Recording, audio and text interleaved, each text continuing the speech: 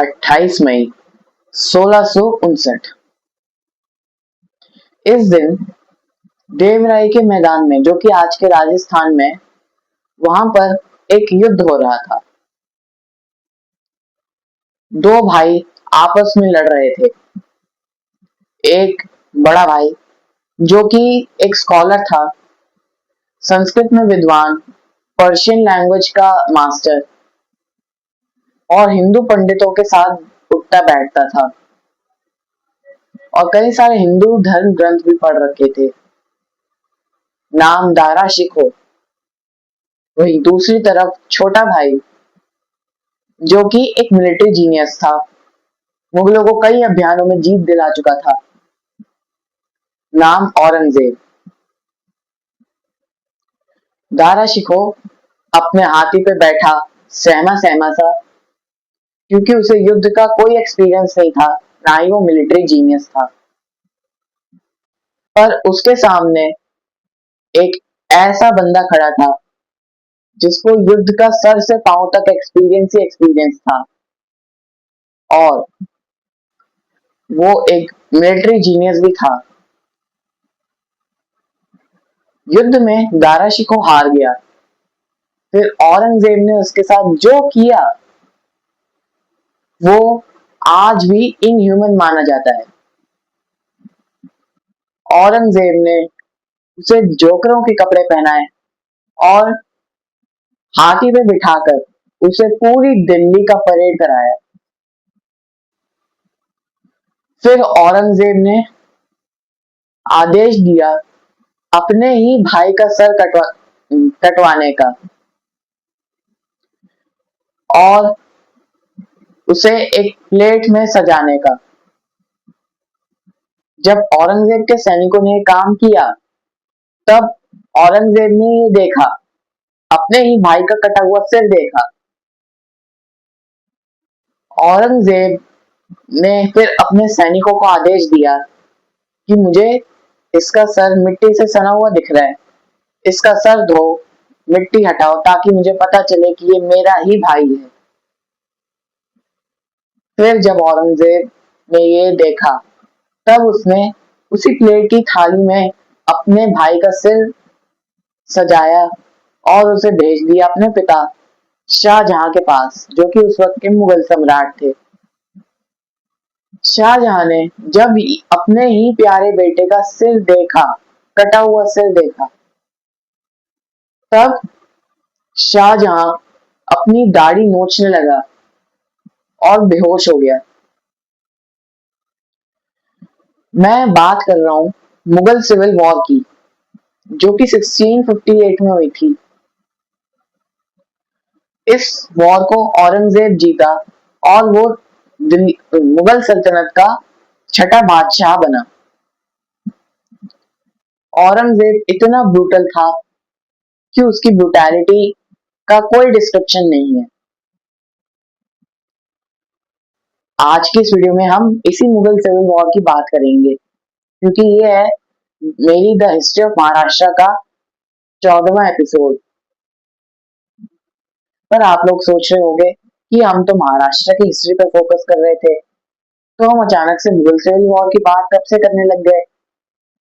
तो देखो, आगे के इवेंट्स को समझने के लिए हमें थोड़ा मुगलों की हिस्ट्री को समझना होगा उस वक्त की। और उस वक्त मुगलों के बीच सिविल वॉर चल रहा था। तो चलिए शुरुआत करते हैं आज के इस वीडियो की। पर पहले मेरे इस यूट्यूब चैनल प्लीज जी को सब्सक्राइब करें, इस वीडियो को लाइक करें और शेयर करें और कमेंट करना बिल्कुल ना भूलें। और ऐसे इंटरेस्टिंग वीडियोस को देखने के लिए आप मेरे इंस्टाग्राम पेज को फॉलो कर सकते हैं।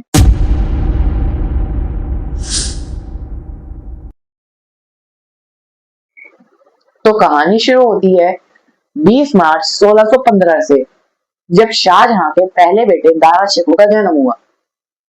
फिर उसके एक साल बाद 23 जून 1616 को शाहजहां के दूसरे बेटे शाह शुजा का जन्म हुआ। फिर 2 साल बाद शाहजहां के तीसरे बेटे 22 मई 1618 को औरंगजेब का जन्म हुआ। और फिर उसके 6 साल बाद 9 अक्टूबर 1624 को शाहजहां के चौथे बेटे मुराद बख्श का जन्म हुआ और सन 1627 में शाहजहां ने अपनी सौतेली मां नूरजहां से मुगल सल्तनत की गद्दी छीन ली और मुगल सल्तनत का बादशाह बना। शाहजहां के ये चार बेटे ही थे, दारा शिकोह, शाह शुजा, औरंगजेब और मुराद बख्श।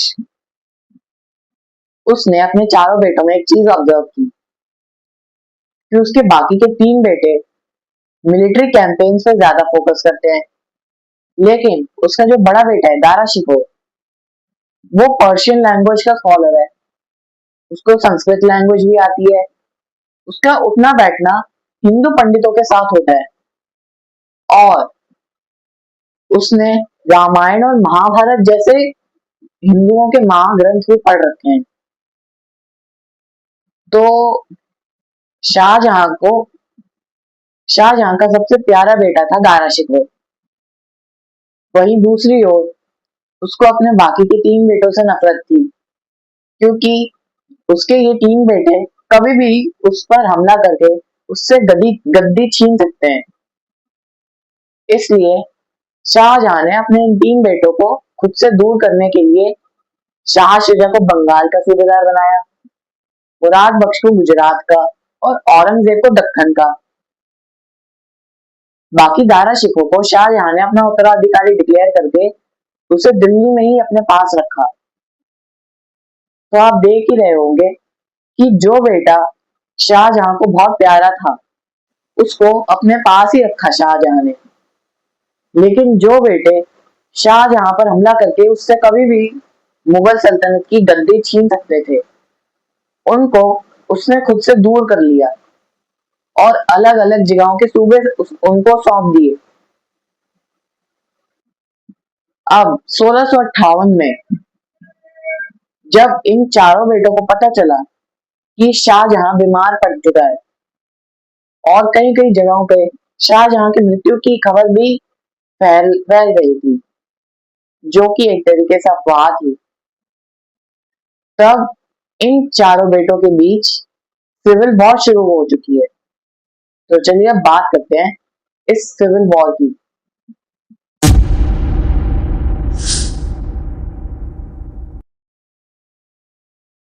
तो दिल्ली में जैसे ही शाहजहां बीमार पड़ा, दारा शिकोह को पता था कि शाहजहां ने उसे उत्तराधिकारी तो घोषित कर रखा है, लेकिन उसके भाई उस पर कभी भी हमला कर सकते हैं।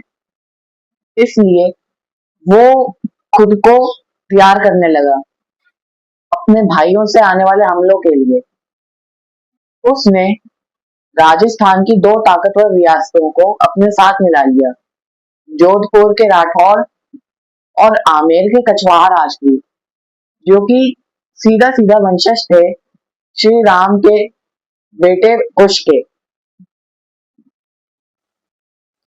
है वहीं दूसरी तरफ इनके नीचे एक और ताकतवर रियासत थी मेवाड़, जिसके महाराणा थे राज सिंह। औरंगजेब ने महाराणा राज सिंह को खत भेजा उनके साथ मिलने के लिए, लेकिन महाराणा राज सिंह ने औरंगजेब की हेल्प करने की एक्टिंग की।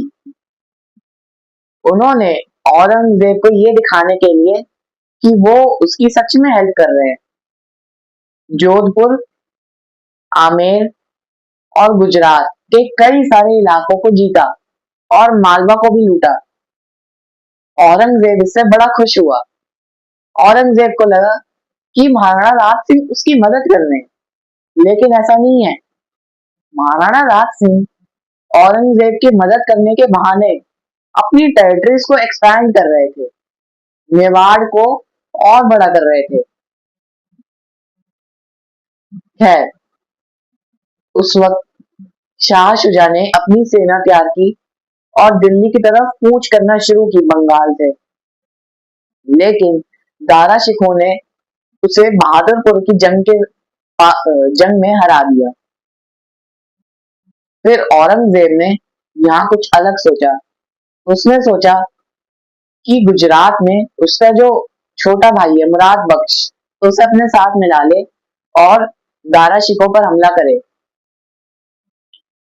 और उसने यही किया और मुराद बख्श आ भी गया औरंगजेब के साथ। औरंगजेब और मुराद बख्श की सेनाएं मिली उज्जैन में। फिर उन्होंने कूच की। बीच में धर्मतपुर नाम का एक शहर पड़ता है, वहां पर दारा शिकोह ने जोधपुर के जसवंत सिंह राठौड़ को भेजा औरंगजेब और मुराद बख्श को रोकने के लिए। पर औरंगजेब और मुराद बख्श ने इस धर्मतपुर की जंग में जसवंत सिंह राठौड़ की मुगल सेना को हरा दिया और आगे दिल्ली की तरफ बढ़ने लग गए। और दिल्ली के पास एक और जगह पड़ती है समूहगढ़, वहां पर दारा शिकोह और औरंगजेब और मुराद बख्श के गठबंधन के बीच में जंग हुई, जिसमें दारा शिकोह हारा और उसे भागकर सिंध जाना पड़ा। औरंगजेब और मुराद बख्श का कब्जा हो गया दिल्ली और आगरा के सभी एरियाज पर। उन्होंने ये डिसाइड किया था कि वो मुगल एम्पायर को दो हिस्सों में बांट लेंगे, पर यही औरंगजेब की चाल थी। औरंगजेब आगे चलकर इसी मुराद बख्श को मरवाने वाला है और पूरी मुगल सल्तनत का बादशाह बनने वाला है। खैर, उस वक्त जब मुराद बख्श और औरंगजेब दिल्ली पहुंचे, तब शाह शुजा ने एक बार फिर से दिल्ली की तरफ कूच करने की कोशिश की, लेकिन औरंगजेब ने मीर जुमला को भेजा और मीर जुमला ने खजवाहा की जंग में शाह शुजा को हरा दिया। मीर जुमला शाह शुजा के पीछे भागता रहा और पीछा करते करते वो बंगाल तक पहुंच गया। बंगाल तक पहुंचते ही उसने शाह शुजा को भारत से बाहर बर्मा यानी कि आज के म्यांमार खदेड़ दिया और मीर जुमला ऑटोमेटिकली बंगाल का सूबेदार बन गया। फिर यहाँ पर सिंध से मीर जुमला ने फिर से एक सेना तैयार की और दिल्ली पर को दोबारा से कब्जाने की कोशिश की, लेकिन देवराय की जंग में इसका फिर से सामना हुआ औरंगजेब और मुराद बख्श से। इसी जंग में, जिसके बारे में हमने वीडियो की शुरुआत में बात की थी, दारा शिकोह हारा और औरंगजेब ने उसके साथ उसी कट्टरता से पेश आया जिसके बारे में हमने वीडियो की शुरुआत में ही बात की है।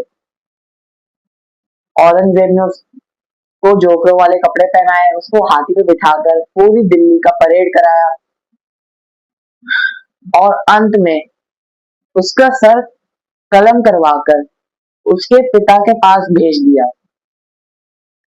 शाहजहां अपने प्यारे बेटे दारा शिकोह का सर इस तरीके से थाली में सजा हुआ देखकर सदमे में चला गया और अपनी ही दाढ़ी नोचने लगा और सदमे के मारे वो बेहोश हुआ। अगली सुबह जब शाहजहां उठा, तब उसने खुद को कैद में पाया। औरंगजेब ने दारा शिकोह को मरवा कर लगे हाथों मुराद बख्श को भी चुपके से जहर देकर मरवा दिया था और उसने अपने ही पिता शाहजहां को आगरा में कैद में रखा और शाहजहां अगले 8 साल तक आगरा की कैद में रहा और 1666 में शाहजहां की कैद में ही मृत्यु हो गई। शाहजहां अपने ही ताजमहल को देखते देखते मरा। ये शाहजहां के साथ एक आयरनी थी। वहीं दूसरी तरफ औरंगजेब अब पूरे मुगल सल्तनत का बादशाह बना।